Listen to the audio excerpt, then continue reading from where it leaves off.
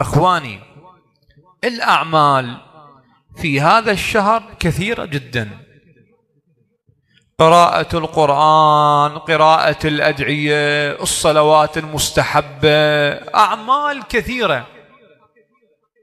أكو عنده الإفطار أدعية، قبل لا تفطر أكو شنو؟ دعاء، دعائين، 3، 4. أقرأ لك في الدعاء دعائين قبل لا تفطر، مو مباشرة تفطر. بعد من تقعد الصبح لا مباشرة شنو؟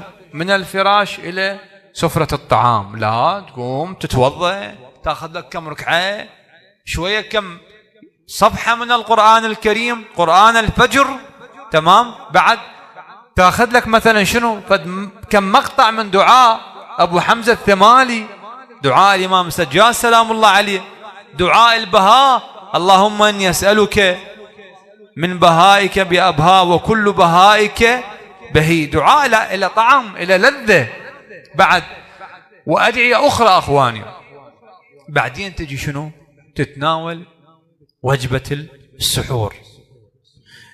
بعد هاي يعني من الأدعية اختار لك فد كم دعاء عند السحر، كم دعاء بالنهار، كم دعاء بالليل هسه هيك وقت يا دعاء نقرأ دعاء الافتتاح. أحسن، دعاء الافتتاح شباب.